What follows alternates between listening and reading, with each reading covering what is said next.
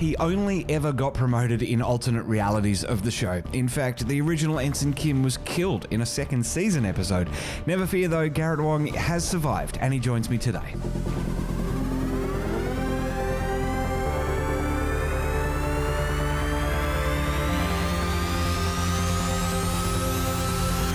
Now in its 7th year of podcasting, this is Trekzone's Vegas or Bust Tour with your host, Matt Miller. Well, welcome to the very special continuing saga of Trekzone at STLV, and I'm joined now by Ensign Harry Kim, although as I like to call him, Captain Harry Kim. Ooh, thank you. Possibly even Rear Admiral of the fleet. Oh my Harry God! Kim. Look at you. You're Everyone else promoting me. died. That's why you got the promotion. It's like Battlestar Galactica, right? Yes. Yeah, Rosalind becomes the president because everyone else is dead, right? Yeah. The housing secretary. Yeah.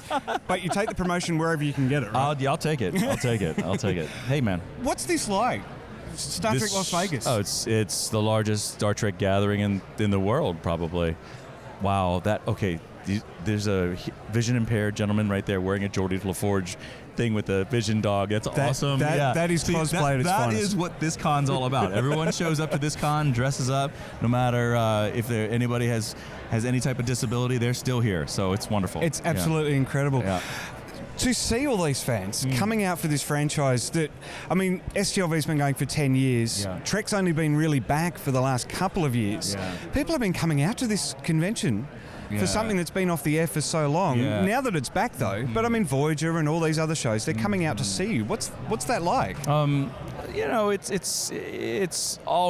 It's inspiring to see that people have so much passion for something. You know what I'm saying? And it's endearing. It's nice to be able to see fans come out and meet, and it's a good thing. I love it.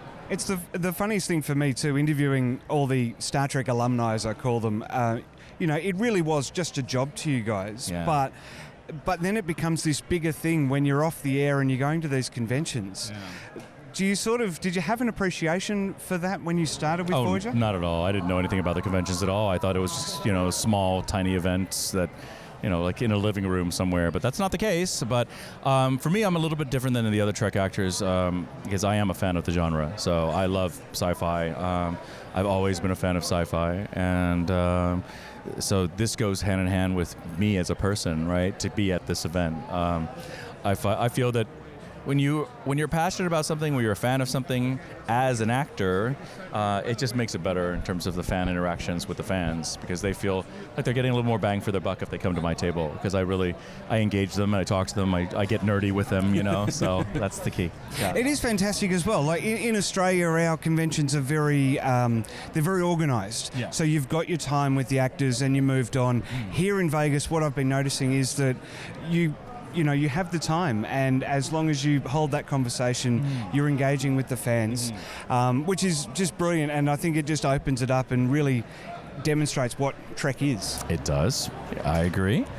Now, I want to flash back to 1995 and your 7 years on Voyager. Okay.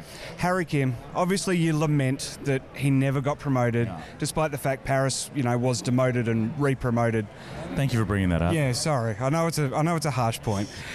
What was Harry Kim like, growing this character that's fresh out of the academy? What was he? What? Say it again. What was he like?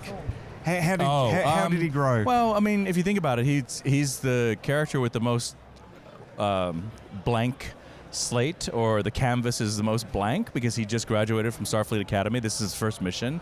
So I really think the character of Harry Kim was the everyman of Star Trek Voyager. Like, everyone could relate to him more so than Captain Janeway. How many people can say they've captained any type of military vessel, right? Nobody. Well, some people, but not a lot, right? So I think Kim, it was awesome because I could really paint that painting with very detailed strokes over the years and develop that character into the person we know at the end of the show. What was your favorite episode? Probably a tie between for Kim, it would be Timeless, the 100th episode where the ship crashes into the ice planet, right?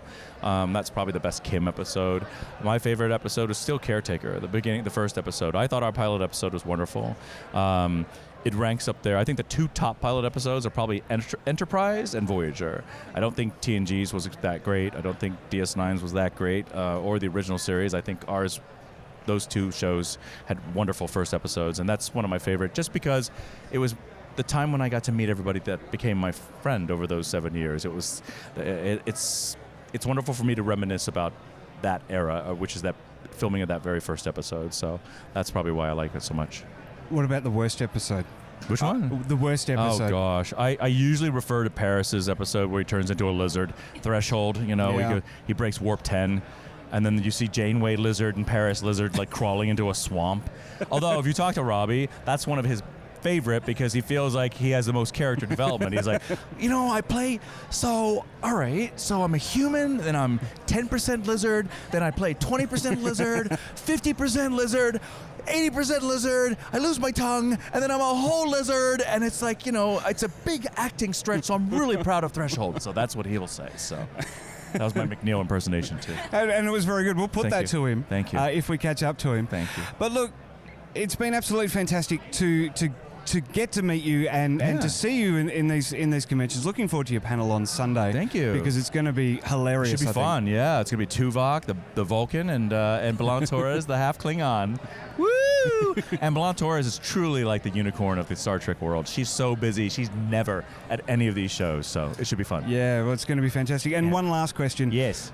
Obviously, Ensign Harry Kim. Yeah. Is he going to be, if they write him into Star Trek Picard as a captain, are you all over that? No, I'm going to tell them I'm going to turn down the captainship. I'm going to just stay Ensign Kim forever. Thank you. Awesome, Garrett. Thank you very much for your time. Yeah, have a great day.